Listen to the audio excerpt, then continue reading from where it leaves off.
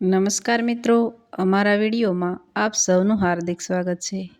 મિત્રો, આજે આપણે વાત કરવાના છીએ મોરબીના એક મકાનમાં કાયમ સહેકતી અને દહેકતી મરક મરકીને આખા ઘરમાં ફરનારી ભરતભાઈની 16 વર્ષની દીકરી મયુરી. શુભસાબ એક ખૂણામાં બારીમાંથી બહાર આકાશને જોતી ઊંડા વિચારોમાં બેઠી હતી. તેની આંખો જાણે ધરતીની જેમ ચુક્કીભટ ભાસતી હતી. તેના ચહેરા પર સહેજ પણ નૂર કે તેજ નહોતું.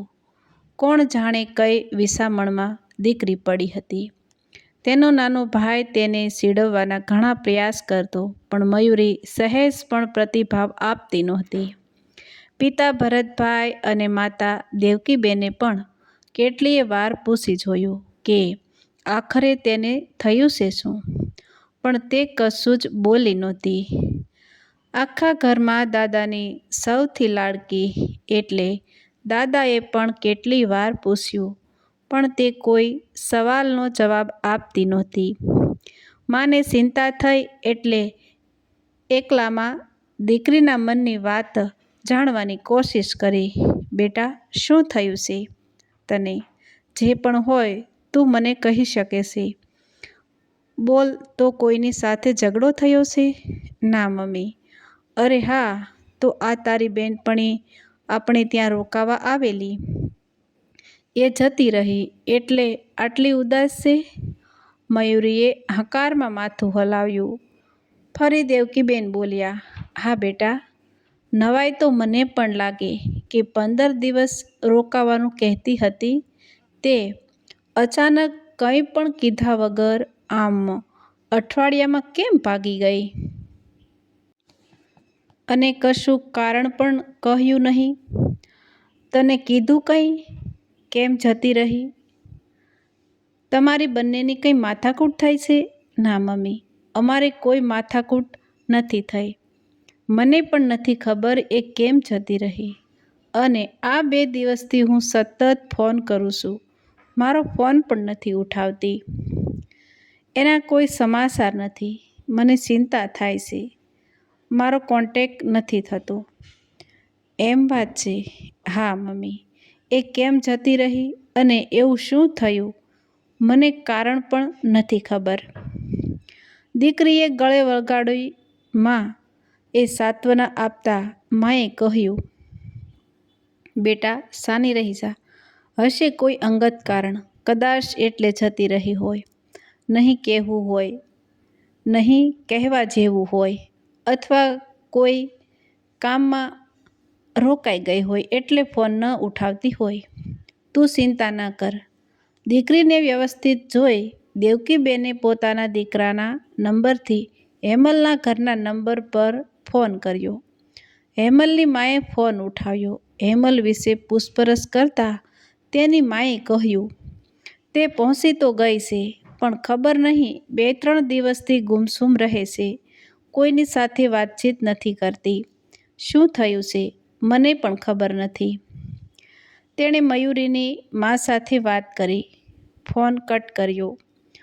મયુરીએ હેમલને એક મેસેજ કર્યો, તું મારી સાથે ન બોલે તો કંઈ નહીં, પણ મને મહેરબાની કરી તને શું થયું છે એનું કારણ જણાવવાનો અધિકાર તો છે ને? બસ મને તું આ કારણ કહી દે, પછી હું તને નહીં કરું ફોન. બસ. હેમલે મેસેજ વાંચી લીધો, પણ જવાબ ન આપ્યો. જેના જવાબમાં બીજે દિવસે કુરિયરમાં મયુરીના નામનો એક લેટર આવ્યો, જે મયુરીએ વાંચી લીધો. પછી જાણે બધું જ સરખું થઈ ગયું હોય અને બંને બેનપણીઓના મનભેદ મટી ગયા હોય એમ મયુરી એકદમ ખુશખુશાલ બધા સાથે વાતચીત કરવા લાગી. મમ્મીએ પૂછ્યું, બધું બરાબર છે? મયુરીએ કહ્યું, હા મમ્મી. દાદા પણ થોડું હસ્યા, પણ તેમ છતાં આ 2 દિવસથી એમની લાડકી દીકરી મૌન હતી તે આજે જરાક મલકી.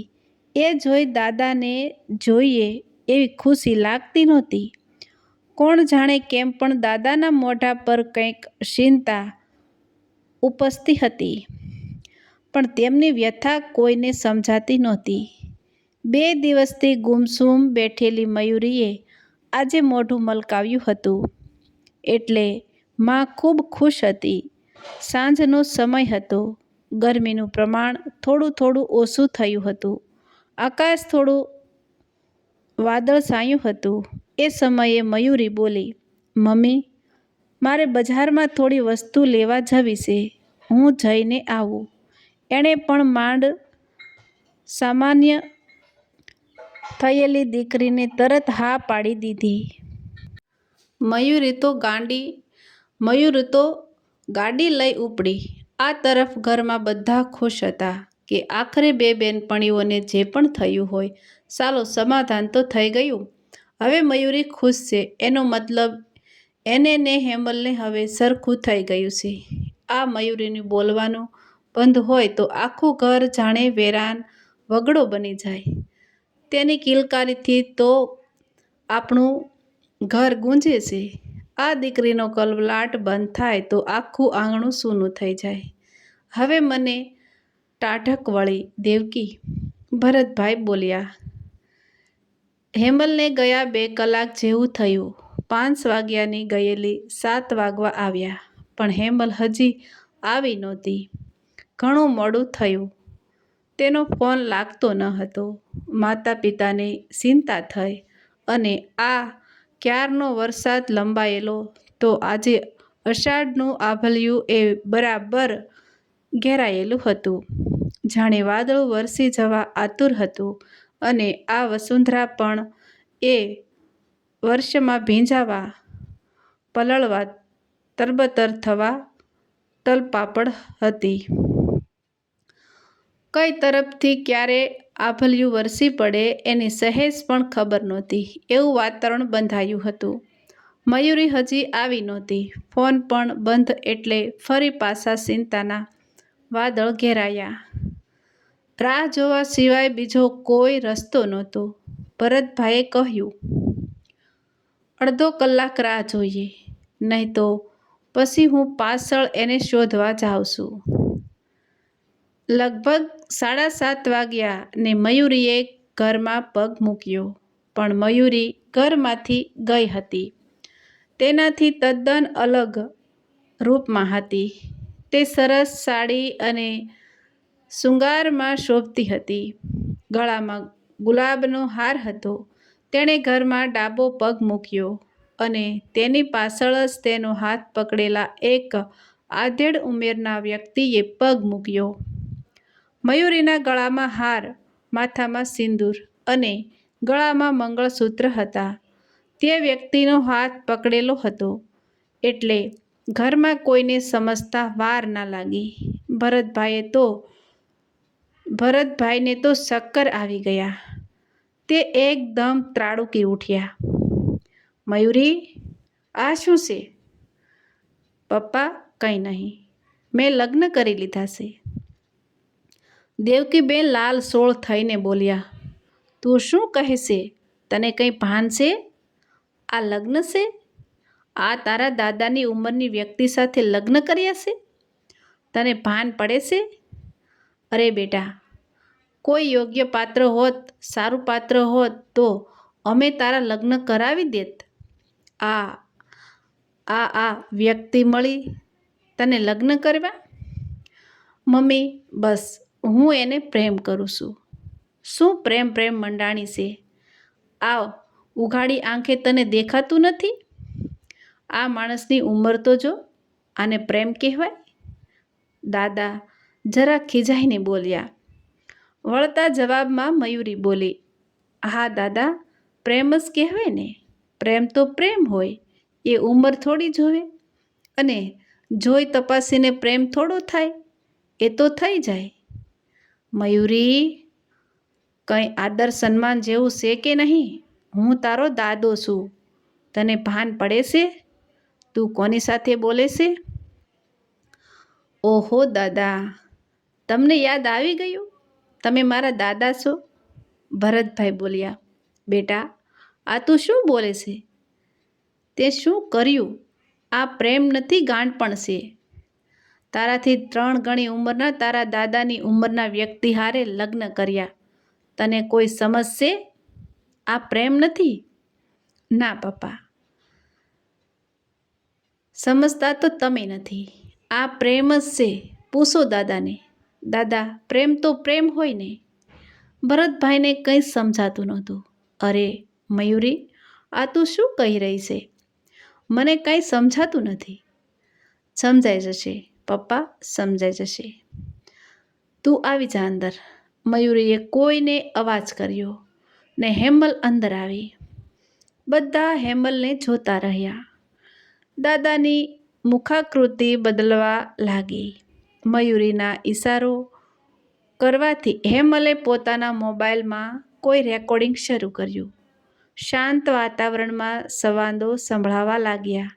બંને તરફના અંકલ, તમે આ બધી પ્રેમની વાતો કેમ કરો છો મારી સાથે? હું તો તમારી પૌત્રી મયુરીની બહેનપણી છું, એની ઉંમરની છું. તમે આ વાતો મારી સાથે કરો એ શોભતું નથી. અરે ઉંમરને માર ગોળી. પ્રેમ તો પ્રેમ હોય અને ઉંમર, જ્ઞાતિ, જાતિ કે બીજું કોઈ બંધન નડતું નથી. પ્રેમ તો થઈ જાય અને મને તારી સાથે પ્રેમ થઈ ગયો છે તો જે છે એ જ કહું છું. અંકલ પ્લીઝ, તમારી ઉંમર વિશે તો વિચારો. તમે આ બધું શું કહી રહ્યા છો? તમને શરમ નથી આવતી? અરે મેં તને પ્રેમ કર્યો છે, એમાં શરમ શેની આવે? પ્રેમ છે તો છે. બોલને, તું પણ મને પ્રેમ કરે છે ને? એટલે જ તું રોકાવા આવી હતી ને? અંકલ પ્લીઝ, હવે પછી મને ક્યારેય ફોન ના કરતા.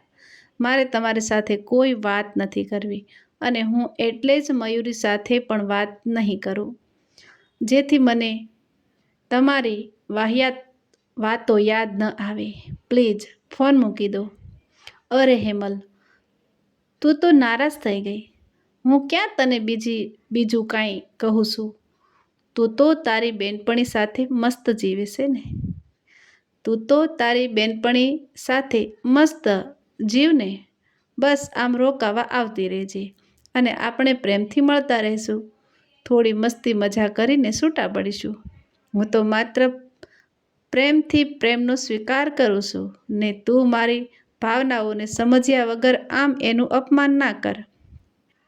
અંકલ પ્લીઝ ફોન મૂકી દો. મારે તમારી કોઈ વાહિયાત વાત નથી સાંભળવી. તમને તો શરમ નથી આવતી તમારી ઉંમરની પણ. મને શરમ આવે છે તમારા મોઢે આવી વાતો સાંભળતા. પ્લીઝ હવે પછી ક્યારેય મને ફોન ના કરતા. જો હું તારી લાગણીઓને સમજું છું. હું તારા બધા સપના પૂરા કરીશ. બસ તું મારા પ્રેમનો સ્વીકાર કરી લે. મારી ઉંમર સામે ના જો. હું પહેલી ને છેલ્લી વાર કહું છું, પ્લીઝ ફોન મૂકી દેજો અને હવે પછી મારો કોન્ટેક્ટ ન કરતા. નહીં તો હું તમારા આખા પરિવારને આ વાત જણાવી દઈશ. મને તો તમારી મયુરીની દયા આવે છે. એના મોઢે દાદા નામ સુકાતું નથી. દાદાના આદર ને સંસ્કારોની વાતો કરતાં તેની જીભ થાકતી નથી. એ મયુરીને તમારી સચ્ચાઈ ખબર પડશે તો શું થશે? રેકોર્ડિંગ બંધ થયું. ઘરના બધા જ હતા. દાદા નીચે મૂંડી કરી બધાની વચ્ચે ઊભા હતા. બધાની નજરમાંથી ધૂતકાર વરસતો હતો.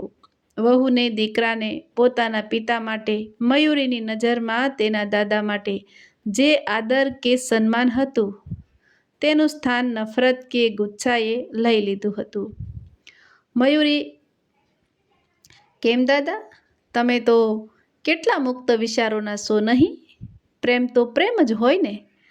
અને પપ્પા, આપણા ઘરના વડીલ તરીકે મારા દાદાના આ મુક્ત વિચારો જાણીને જ મને આ લગ્ન કરવાની હિંમત મળી છે કે જ્યારે ઘરના વડીલ જ આટલા મુક્ત વિચારના છે તો પછી મારા ઘરમાં બીજા બધા તો મારા લગ્નને અપનાવી જ લેશે.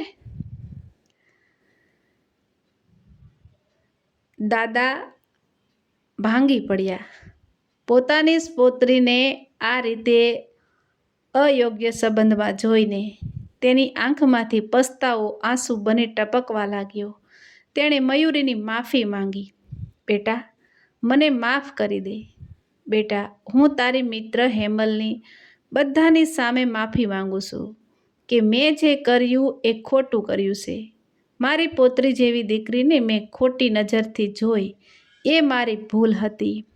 પણ બેટા, મારી ભૂલ તો મને સમજાઈ ગઈ, પણ તું આ કઈ ભૂલ કરી બેઠી? ભરતભાઈ આવેશમાં આવીને બોલ્યા. જુઓ પપ્પા, જ્યારે ઘરના વડીલ જ ખોટા રસ્તે જાય તો સંતાનને તો શું કહેવું? તમારી એક ભૂલની સજા મારી દીકરી આખી જિંદગી ભોગવશે. આજે તમારી ભૂલથી અમારું માથું શરમથી નમી ગયું છે.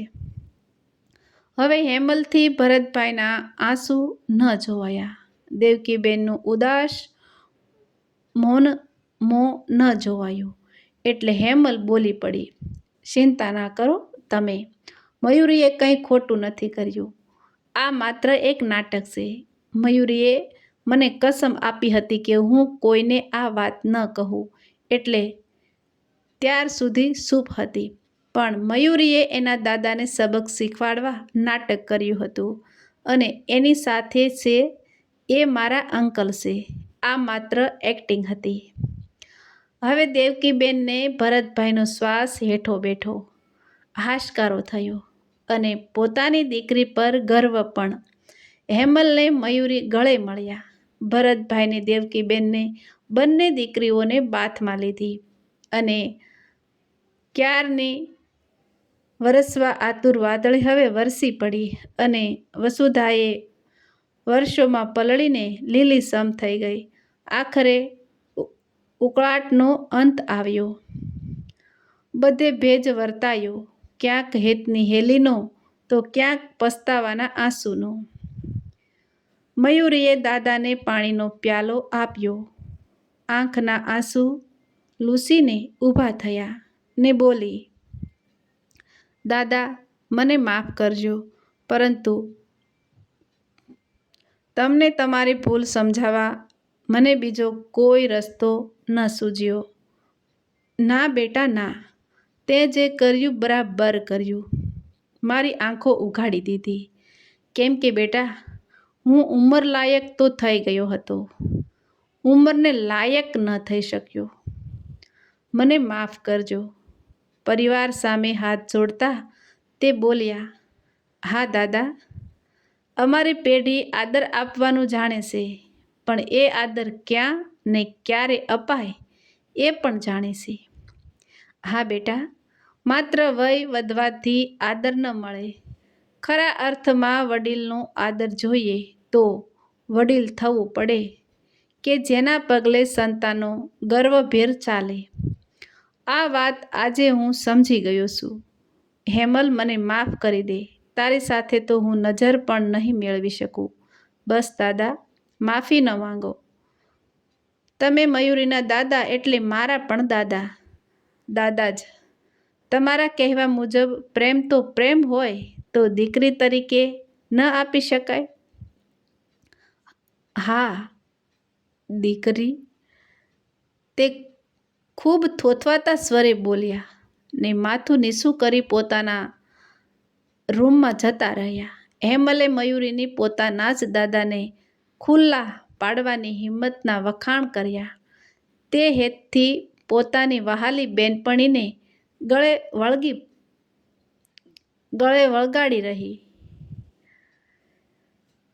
વરસાદી વાતાવરણ વચ્ચે આંગણે મોરલા ટહુક્યા ને પોતાની મિત્રને પાછી મેળવી મયુરીનું મન પણ મોરલો બની થનગની ઉઠ્યું. તો મિત્રો, આવા જ નવા વિડીયો જોવા માટે અમારી ચેનલ લાઇક, શેર અને સબસ્ક્રાઈબ કરી દેજો.